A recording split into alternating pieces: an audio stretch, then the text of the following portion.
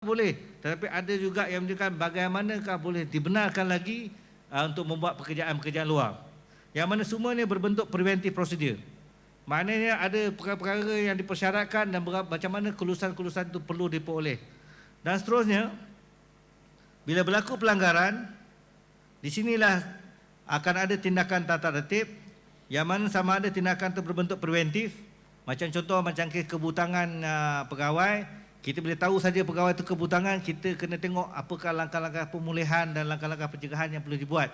Contohnya kita tidak boleh tempatkan dia di tempat yang dia boleh jual dia punya jawatan. Dan kemudian ada juga tindakan yang berbentuk remedial action. Yang ni macam kes berhutang juga lah. Kadang-kadang kita cari jalan juga lah. Macam contoh kita rujukkan dia pada AKPK. AKPK kan. Untuk AKPK bantu dia macam mana nak cari jalan menyelesaikan hutang dia. Dan seterusnya macam remediation termasuk juga exit policy lah. Exit policy ada tempoh setahun yang kita serahkan pada pegawai psikologi, bantu dia balik macam mana nak cari jalan. Macam saya dah 2 program sebut dengan pegawai psikologi, saya kata tolong jangan lihat pada pegawai itu sahaja.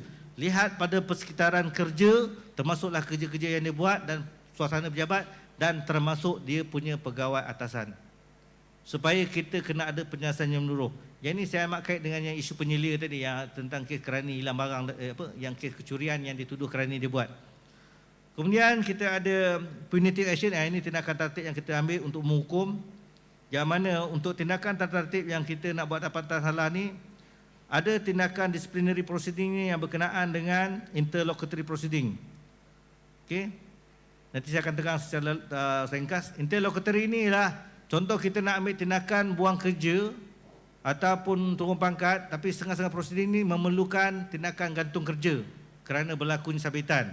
Dan ada juga tindakan tertib sebelum nak buat tu kita ada tindakan tahan kerja. All this adalah bersifat interlocutory. Maknanya kita kena settlekan dulu pegawai ini perlu ditahan ataupun digantung dan baru kita proceed dengan prosedur tertib. Kemudian consequential discipline proceeding, ini yang contohnya apabila seorang pegawai itu dikenakan tindakan tata tertib, bukan berhenti itu sahaja. Dalam satu tempoh, contohnya kalau kena hukuman amaran, maka 12 bulanlah dia tidak boleh naik pangkat. Dan last sekali lah proceeding with charge, maknanya proceeding tertib yang dengan pertuduhan. Yang mana ini adalah prosedur mana setiap proceeding tu ada prosedur yang perlu dipatuhi. Yang ini secara ringkas saja yang saya nak nyatakan. Yang ini tuan-tuan, kalau tak faham, tak hafal, jangan risau. Sebab ini penasihat undang-undang yang kena tahu dan kena advice. Mana unit integrity, kalau tak clear benda ni, tanyalah PU. Jangan tanya PU. Tanya PU ni apa pencetus umar. Dia memang tak tahu apa, dia terus bagi dalil. Hujah-hujah apa semua kan. Kena tanya PU. Sebab tanya PU adalah salah satu kerja kita. Dekat JPA tuan-tuan, selalu pegawai-pegawai terperangkap dengan Tan Sri KPPA. Bila bentang, dia akan tanya satu soalan cepu mas. Dia akan tanya, you bentang-bentang ni dah tanya penasihat undang-undang dah? Kalau belum ditanya, siap lah. You jangan rujuk kat saya, you tanya pejabat PU dulu. Bukan soal saya ni berkuasa, tidak. Sebab dia tidak mahu buat apa pertimbangan yang terlepas isu perundangan. Kes tata tertib semuanya ada isu perundangan. Jadi tak boleh miss benda tu. Memang kena dapatkan ulasan PU. PU pula tak boleh tolak, ni bukan kerja saya, you buat siasat dulu tak. Dia kena assist. Selalu kita akan assist bagaimana nak bentuk how to build up a case. Seterusnya, tentang prinsip asas dalam prosedur tertib. Jadi kita tahu undang-undang pentadbiran, administrative law iaitu rules against bias. Yang ini yang kadang-kadang jadi isu. Ada juga Profesor saya nak share lah. Ada setengah-setengah, saya buat seminar dengan kaki tangan universiti minggu lepas. Dia kata, dia orang bangkit pertanyaan lah. Dia kata ada setengah-setengah jawatan konsultatif ni bias. Dia kata orang ni ada connection lah, inilah apa semua. Tapi saya jawab begini saja. Kalau you nak tuduh bias, that tuduhan must be very, very objective, where the connection must be very clear. You tak boleh assume saja just because you tahu orang dalam tu tak suka you. Kalau macam ini punya tuduhan, saya kata minta maaf, tak boleh. That allegation on bias must be very, very objective dan you mesti tunjukkan bagaimana berlakunya conflict of interest. Contohnya kita jadi tertuduh melibatkan mangsa, yang mangsa tu ialah memang anak perempuan kepada salah seorang anggota. Yang mana kita mungkin ada tendensi yang dia akan mensyurkan hukuman berat sebabkan kacau anak perempuan dia. Yang tu direct. Tapi kalau dia cerita-cerita, oh dia sebenarnya memang tak suka saya dulu, sejak dulu, itu semua cerita. Saya kata minta maaf, I'm a legal advisor, we deal with fact. Kita tak deal dengan cerita-cerita. Tapi ada lah yang kata, habis yang cerita Peramli masa ceramah tu, katanya, sudah. Di kadang-kadang orang ni ada jawapan ni tak? Okay, kemudian natural justice, of course, dalam akta kita, akta 605 ada right to be heard. RTHBS tu right to be heard. Kemudian seterusnya clear charge. Ini pun kerja penasihat undang-undang jugalah. Pastikan pertuduhan tu kena jelas. Ada kes-kes dibuang kerana pertuduhan tak clear. Kemudian pengendalian salah laku yang isu tentang beban pembuktian. Dan seterusnya tentang legal requirement. Ada perkara yang berbentuk mandatory. Maknanya kalau akta 605 ni, antara lain lah yang right to be heard tu adalah hak yang mesti diberikan tanpa sebarang pilihan. Kemudian ada juga berbentuk directory. Dan ada juga yang berbentuk discretionary. Ini biasanya hukuman lah. Maknanya kita boleh bagilah apa hukuman yang bersesuaian. Tapi masalah ni ialah kadang-kadang orang tidak hadir beratus-ratus hari, kita bagi amaran. Orang tak hadir berbelah-belah hari, kita buang kerja. Pasal apa? Tak sukalah dengan orang tu katanya. Ini cukup bahayalah. Sini tak berlaku lah. Tapi di jabatan-jabatan ni kita cukup khawatir kalau kita mengenakan hukuman berat sebab kita tak suka. Contoh, kita dirujukkan satu jabatan ni supaya pegawai ini disuruhkan buang kerja dalam keadaan tidak hadir 1 hari saja. Tapi bila saya tengok balik, saya kata minta maaf. Ini nampak sangat personal ketua jabatan dengan pegawai bawahan. Saya punya isu satu je. Cuba lihat balik dalam jabatan tu, ramai tak pegawai yang ponteng kerja. Dan kalau banyak hari tak, kalau dia tak ambil tindakan yang beberapa hari ni, kenapa tiba-tiba yang ini 1 hari tak kerja, dia nak syurkan buang kerja. Bermakna benda ni dah jadi personal. Kita tak deal dengan isu personal. Kita akan deal dengan apa? Kalau nak proses juga, Peraturan 36 selain buang kerja. Sebab kita khawatir 1 hari kita ambil, kita buang kerja, tiba-tiba kalau dia berhadapan dengan orang yang dia suka, dia langsung tak syurkan, ini akan jadi terpelak pada JPA. Kenapa ada double standard dalam kita punya kawalan tata tertib? Dan okey, dalam apa ni Akta 605 pula, okey, yang kita nak highlight tentang kesalahan tu termasuklah cuma yang diterjemahkan sebagai peninggalan ya. Biasanya tinggalan is omission. Whether it is an act or whether it is omission. Maknanya apa benda yang kita buat ataupun benda yang kita tinggalkan. Dalam laporan ketua audit negara, biasanya salah lakunya semua berbentuk omission. Maknanya benda yang sepatutnya kita buat tapi kita gagal nak buat.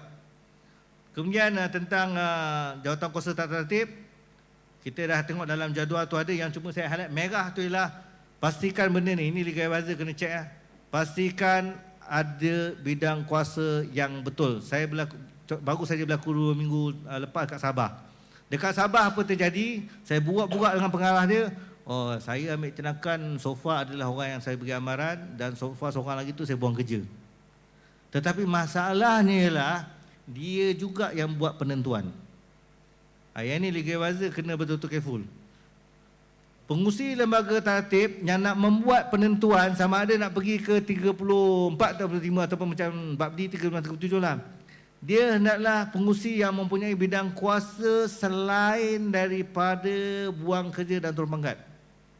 So how can pengurusi yang ada bidang kuasa untuk buang kerja dan turun pangkat, dia pula tanda di bawah 37 yang dia pula dengar kes dan dia buang. Saya kata pasal jawatan tu kecil dia tak tahu undang-undang. Tapi kalau dia tu celik undang-undang, kalau dia challenge habis. Cuma kita beritahu, mungkin orang kata, nasib baiklah tak tahu undang-undang. No. Kita masih ada tanggungjawab untuk berlaku adil walaupun mungkin pegawai itu langsung tak tahu undang-undang. Itu tanggungjawab kita. Sebab apa? Bila kita ambil kesempatan ke atas kejahilan orang undang-undang, jangan terkejut 1 hari Tuhan akan kenakan kita balik. Ini kata hukum karma. Saya dah banyak dah tengok macam mana you buat orang, akhirnya kena balik. Macam satu kes lah, ni 2 hari lepas saya bincang. Ada 5 orang termasuk seorang pegawai daerah telah berkomplot nak dapatkan tanah ni supaya pergi kat dia orang ni. Dia buang kota kampung yang mula-mula tidak mahu perakukan. Yang mana bagaimana pihak kerajaan negeri memecat kota kampung tu, penghulu. Dia kata bahawa penghulu ni ada skandal dengan bini orang. Because of that, penghulu ni dipecat, masuklah penghulu yang salah seorang ni yang akhirnya memperakukan supaya tanah ni dapat bagi kat dia orang. Daripada 5 orang ni, so far seorang dia yang masih selamat. Yang seorang dah, yang lain tu dah kena stroke teruk. Yang stroke tu memang dah start menggeletar. Cuma yang DO ni, yang rumah besar dia, yang begitu mahligai indah semua tu, dah 3 kali kena rompak, dan dia sekarang ni cari jalan macam mana nak jual rumah dia murah-murah. Masa disampaikan cerita tu pada saya tentang kisah ni, yang tersembur dalam hati saya lah, padan muka kau. Sebab you gunakan segala kuasa untuk ambil peluang, naya pula satu orang, tuduh pula ni pasal yang seorang tu sekenal. Dia muka dia daripada selalunya cerah sampai muka dia menghitam. Dan bila dia kena stroke tu, masa stroke tu barulah nak cari masjid, nak salam orang. Tapi orang tak apa-apa nak salam dia. Punya dahsyat tak dahsyat dia punya fitnah. So that's why ada, kalau kita ada jawatan ni, kita mungkin lepas hari ni, tapi kita tidak tahu bila payback time tu Allah hai. Bila kita dengar dalam pada marah, bila dengar tu kesian juga. Tapi nak buat macam mana? Dah dia ambil kesempatan dengan segala kuasa tu untuk menindas orang, dengan nak ambil tanah tu supaya jadi hak milik dia orang. Rasa-rasa macam boleh lepas kaya-raya, tapi tak. Bila 3 kali kena rompak tu, bagi saya rumah tu bukan, walaupun macam mahligai siap dengan security, tapi mana kalau kena rompak, mana kita tahulah tidak ada apa-apa keberkatan dan perlindungan langsung. Kemudian tentang lembaga ni pula, macam pihak universiti ni lembaga. Jadi lembaga bukannya pihak yang mendengar rayuan. Sebab dalam kita punya akta kita ada jawatan kuasa rayuan. Yang mana jawatan kuasa rayuan inilah yang dipengungsikan oleh menteri. Cuma saya dirujukkan oleh beberapa universiti, dia kata masalahnya timing, dia kata boleh tak menteri bukan jadi pengurusi jawatan kuasa rayuan. Pasal kita susah sangat, lama masa. Okey, Prof, tak apa, boleh. Terima kasih, Prof. Jadi dalam kes ni diorang minta supaya kalau boleh tak diubah supaya yang mendengar rayuan tu timbalan menteri. Yang ni mungkin kalau ada seminar-seminar antara pihak universiti tu, tolong tengok balik lah. Sebab saya dengar tu kalau macam kes tu diputuskan buang kerja, dia akan ambil masa yang terlalu lama untuk rayuan. Masalahnya what happen in between tu. Kalau menteri lah tiba-tiba putuskan keputusan buang kerja tu salah. Masalah ni kalau dah melepasi waktu persaraan tu macam mana pula. Jadi kita ingatlah maksimnya justice delayed is justice denied. Maknanya kelengahan keadilan yang dilengah-lengahkan adalah keadilan yang ternafi. Itu saya translate Melayu sendiri. Tapi kalau bahasa Melayu asal saya tak tahulah. Tapi justice delayed is justice denied. Okey, kemudian pegawai. Tentang pegawai pula, yang ni yang saya nak highlight sikit ya. Kita diterjemahkan, ditafsirkan undang-undang sebagai diambil bekerja. Maknanya we are being employed. Okey. Kalau kita lihat istilah pegawai, yang pertama sekali, pegawai universiti bukan pegawai awam di bawah perkara 132. Sebab kita ada juga kesatuan sekutu kerja yang kata kenapa pula kami bukan pegawai awam. Sebenarnya yang kita bukan pegawai awam tu hanya bagi masuk perkara 132 Perlembagaan Persekutuan kerana disenaraikan. Inilah dia perkhidmatan awam 1, 2, 3, 4. Manakala kita pula, kalau kita lihat di sini bahawa kita adalah pegawai dan juga pekerja dalam badan berkanun, yang mana diistilahkan sebagai pegawai dan pekerja. Kalau Akta 239 pula diistilahkan sebagai pekerja dan pekerja berpenjen. Jadi digunakan istilah employee. Tetapi kita juga dapati bahawa istilah staf digunakan, tapi kebanyakan istilah staf adalah istilah pentadbiran. Yang saya dapati yang menggunakan istilah staf adalah contohnya Universiti Teknologi Mahara dan juga Akta Politeknik Engku Omar. Dia ada gunakan perkataan staf. Maknanya bila staf tu maknanya itu adalah istilah undang-undang. Dan kalau kita lihat dalam Akta Sekutuan Kerja pula, yang dikatakan pekerja tu diistilahkan sebagai workman. Kalau dalam section 7 dia kata a person employed by the statutory body. Maknanya dia gunakan istilah unemployed person ni adalah workman bagi Akta Trade Union. Tetapi kenapa istilah-istilah ini penting? Supaya kita jangan bercampur aduk. Ini untuk penasihat undang-undang lah. Pastikan kalau nak buat pertuduhan tu, kita merujuk kepada dia adalah pekerja yang diambil oleh badan universiti dan disandarkan kepada whatever penjawatan dia. Sebab yang saya dapati bahawa kita dalam badan berkanun tidak menggunakan perkataan dilantik. Dalam akta tidak digunakan lantik. Sedangkan dalam pegawai awam perkataan yang digunakan dilantik. Di appointed. That's why yang tu ada istilah dia berbeza. Seterusnya, tentang mahkamah termasuk mahkamah syariah, tentang sabitan jenayah. Sabitan jenayah termasuk juga sabitan yang berkaitan dengan pegawai yang dilepaskan dengan ikat jamin di bawah Seksyen 173A. Ayat ni ada isu, banyak sangat magistrate ataupun Timbalan Pegawai Raya bagus sahaja bagi nasihat, ngaku salah je lah. Kami akan pohon supaya mahkamah melepaskan ikat jamin. Tidak ada rekod conviction. So garanti tak ada tindakan tata tertib. Ini satu bid'ah dolalah. Ini memang satu perkara yang tidak betul. Nasib baik ada satu kes badan berkanun ke apa tak ingat, lawyer tu telefon saya. Tuan minta maaf nak tanya tuan, boleh ke mahkamah kata yang kalau dilepaskan ikat jamin ni memang tak kena tindakan tata tertib? Saya kata no, that's very wrong. The court cannot give that kind of assurance. Sebab dia cuma boleh kata itu adalah budi bicara ketua jabatan, sama ada untuk teruskan atau tidak bergantung pada serious case. Dia tak boleh bagi debt jaminan. Debt jaminan is legally wrong. Supaya macam saya jadi magistrate, dia kata kalau anda kata didenda di bawah RM2,000, garanti tidak ada tindakan tata tertib. Saya pun banyaklah bagi kes bawah RM2,000, garanti tak ada tindakan tata tertib. Tapi bila saya jadi penasihat undang-undang JPA, saya tak jumpa pun benda tu. Walaupun kena RM500 sekalipun, RM300 pun, kalau itu adalah sabitan jenayah, sebenarnya masih boleh diambil tindakan tata tertib. Cuma nak buang kerja atau tidak, itu terpulang pada Jawatankuasa Tata Tertib. So ini antara kekeliruan yang selalu berlaku. Okay, prima facie ni ialah kata orang tu at the face of value memang ternampak salah. Ada sebab saya nak explain benda ni. Kurnia representasi ialah apa-apa pengakuan yang diberi oleh pegawai, sama ada pengakuan dalam bentuk menafikan ataupun mengakui. Okay. Kemudian kenapa tindakan tertib kena ikut prosedur? Because benda ni antara lain ialah ini melibatkan pihak nasi orang. Jangan baca macam mana nak kenakan orang, tapi kena baca macam mana kalau anda kata kita yang terkena. Itu sebab benda ni kita kena careful, bukan jadi susah, cuma nak berhati-hati. Prosedur tata tertib sebenarnya terlalu mudah. Tapi bila kita buat cincai-cincai ni lah yang kebanyakan bila sampai mahkamah tu nampak sangat berlaku, nak kata penganiayaan ke ataupun kezaliman. Lebih kurang macam tu lah. Maknanya pegawai ni kadang-kadang sengah-sengah dituduh sembrono. Ada satu universiti tu, saya tengok pertuduhan tu saya pun geleng kepala.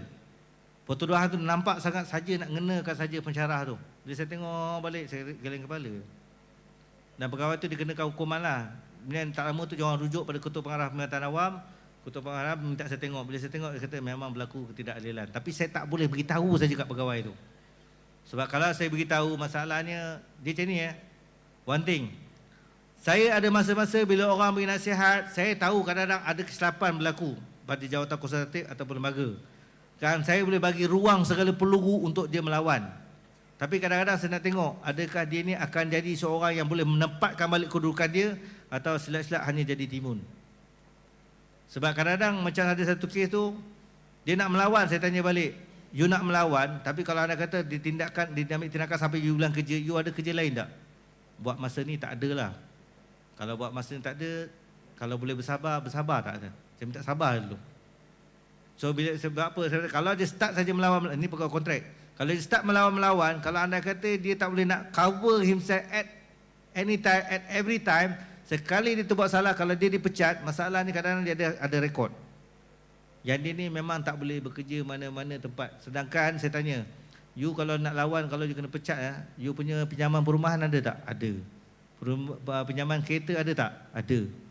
Kalau ada, you ada tak jalan lain nak selesaikan hutang tu? Tak ada. Kalau macam tu, bersabarlah dulu. Sebab bukan you tak boleh ikut undang-undang, saya boleh explain A to Z. Tapi saya tak nak you menang jadi arang, kalah jadi abu. Itu sebab dalam hal human resource, kalau tuan-tuan baca kes law apa pun, dia kata sometimes you cannot be very legalistic. Kalau anda kata the damage yang you akan suffer lebih teruk daripada keadaan yang ada ni. Yes, memang you ada terkilan. Tapi kalau you melawan, akhirnya menyusahkan lagi hidup you. Baik, kalau boleh bersabar. Tapi kalau you betul-betul nak fight, make sure you fight macam ada satu kes tu, akhirnya dia menang juta juga. Dia kata no, as a matter of person, I will fight. Okay, go ahead. Sampai dah pencet, akhirnya dia menang federal court rasanya. Kalau tuan-tuan boleh baca kes Yusuf Sudin, the fight sampai habis. Walaupun semua ganjaran tu akhirnya lawyer yang kaya pasal dia bayar yuran lawyer tu, tapi at least dia dapat balik dia punya pension right, yang mana dismissal itu adalah salah. Itu tak apa, sebab dia fight all out. Tapi yang kalau kes sikit-sikit ni kita nak lawan ni susah. Ya tuan.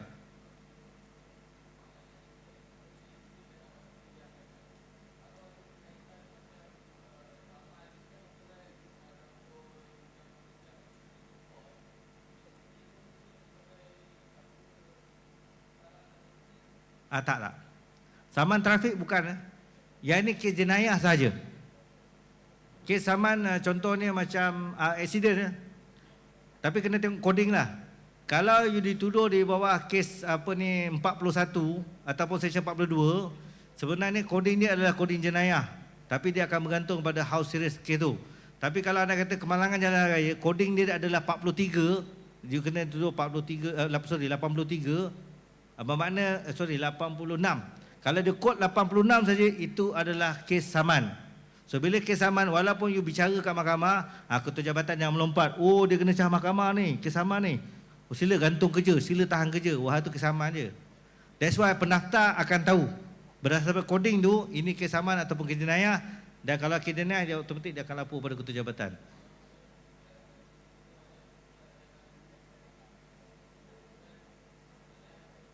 Bukan, kes trafik semua adalah kes saman. Kecuali yang kes melibatkan kemalangan maut. Ataupun satu lagi 42 tu yang memandu secara melulu. Pasal dia coding ni 83 kes jenayah. Tapi normally kes trafik ni kita tengoklah walaupun dia coding kes jenayah. Tapi kalau kes tu memang tak ada unsur-unsur jenayah tu, kita tak proceed lah. Dia bergantung pada fakta lah benda ni. Dia tak ada jawapan yang satu jawapan saja. Dia bergantung pada fakta kes. Seterusnya, jawatan kuasa tertib menjalankan kuasa judicial power, kemudian boleh disemak oleh mahkamah dan boleh juga dirayu.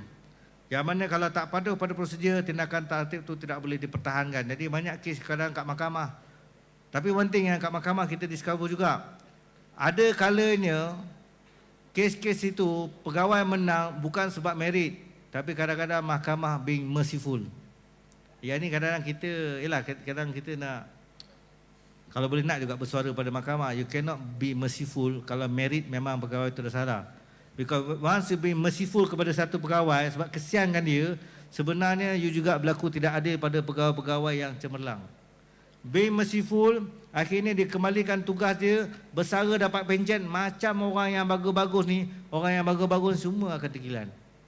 That's why it's very dangerous kadang-kadang bila mahkamah ni being so nice ni. Nanti saya akan tunjuk satu nota last belah petang kot. Okay, ini tentang penyediaan ni tuan-tuan tak perlu risau. Ini memang ada dalam nota ni untuk PU.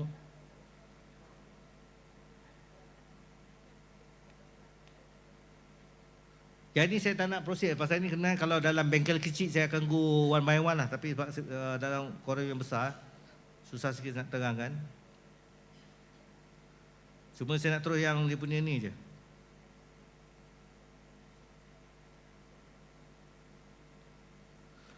Okey, dalam tindakan tata tertib, sama ada yang selain buang kerja ataupun yang membawa pada buang kerja, perbezaan yang pertama sekali, untuk yang selain buang kerja, kita nak tentukan wujud atau tak wujud salah laku.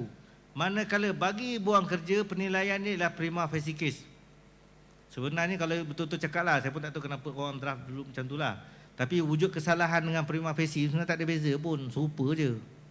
Cuma orang draft masa tu je sebut tu nampak macam best je. Tapi legally speaking and judicially speaking, pengalaman saya sebagai magistrate, sebenarnya tak ada beza. Yang kedua, kalau kita lihat dalam Peraturan 33, pegawai naklah diberitahu, tetapi untuk buang kerja, pegawai itu naklah dikemukakan pertuduhan. Yang ketiga, kalau dalam kes yang bukan buang kerja ni, kalau ada keraguan, pegawai diminta beri penjelasan. Tapi untuk kes buang kerja, jawatan kuasa kesihatan naklah ditubuhkan kalau ada keraguan. Kemudian, Peraturan 33 bergantung pada jawatan kuasa tertib untuk menimbang dapatan salah atau tidak. Dan dalam keadaan peraturan yang buang kerja pula ada sebut pegawai bertanggungjawab membersihkan diri ini dari pertuduhan. Tetapi di sini yang saya nak highlight tuan-tuan perempuan, ini kalau tuan-tuan terkena lah. Okay. Ini yang membezakan kes ini dengan kes jenayah. Dalam kes jenayah, orang kena tuduh dahulu dia masih maintain innocent dia. Sampailah mahkamah mengatakan bahawa ada prima facie case, barulah dibuat pembelaan. Tapi dalam kes tata tertib dia terbalik. Kes tata tertib ialah pengusi akan kata dia ni memang salah. Kemudian macam mana you nak mengatakan you tak salah? Ini yang di draft dalam tata tertib. Dan kenapa jadi macam ni yang saya tolak ke belakang tu dalam gambar tu? Dia akan buat dapatan salah berdasarkan pada kewujudan yang dah ditentukan. Okey, kita wujud salah laku. Now kita dah tuduh dia. dah dengar representasi dia, memang kita dapati dia memang salah. Kecuali dia boleh menyangkal pertuduhan itu. Begitu juga dengan kes buang kerja. Kalau kita lihat di sini, dia kena tanggungjawab membersihkan diri dia. Kenapa istilah membersihkan diri digunakan? Saya pun pelik juga kenapa. Tapi saya try to understand the spirit behind orang yang asal mendraft peruntukan ni. Kerana apa digunakan perkataan membersihkan diri? Kerana pada awal-awal pun sebenarnya pengurusi telah menentukan ada prima facie case. Maknanya pengurusi dah tentukan orang ini memang salah. Sekarang kita tuduh dia. Sekarang macam mana you nak bersihkan diri daripada pertuduhan? Itu sebab dia jadi berbeza. Tidak sama dengan mahkamah sivil. Mahkamah sivil tuduh dahulu, belum tentu dia salah. Lepas mahkamah dengar, sorry, pertuduhan you tak berasas, tak ada kes, buang. Tapi dalam lembaga tidak. Ketua jabatan akan buat pelaporan, pengurusi kata, yes, dia ni memang salah, sekarang saya nak tuduh. Macam mana you nak selamatkan diri daripada tuduhan ni? Pasal kita dah nampak you salah. Nampak dia punya contradiction. Cukup berbeza. Tapi tuan-tuan perempuan, kalau tak faham tak apa ni. Yang paling penting ialah penasihat undang-undang kena advise properly jawatan kuasa tertib semasa bersidang. Jadi kalau tuan-tuan tak clear tak apa. Kemudian dalam hal memerlukan tindakan tertib, okey, saya nak terangkan tentang prinsip best evidence rule. Okey, dalam best evidence rule ni contohnya macam kes klaim palsu, macam yang cerita tentang yang pegawai nak tukar paguh dia tak nak, pindah ke paguh, dia pergi seorang-seorang tapi sebenarnya dia bawa anak bini, dia pindah seorang-seorang tapi dia claim seolah-olah dia bawa anak bini apa semua. So antara dokumen yang kita perlukan ialah dia punya claim tu dan juga apa fakturan-fakturan yang berkaitan yang menunjukkan bahawa dia sebenarnya tak boleh claim berkeluarga melainkan kena claim bujang. Kemudian keterangan lisan saksi, kita macam kes sexual harassment memang kita terpaksa mendapatkan keterangan saksi yang jadi mangsa dan juga kadang-kadang orang yang kali pertama mendengar keterangan tersebut. Dan ini belah petang saya akan cerita tentang sexual harassment. Kemudian keterangan pakar. Keterangan pakar ni biasanya keterangan pegawai psikologi. Ada pegawai psikologi sini tak? Ada tak? Tak ada kan? Okey.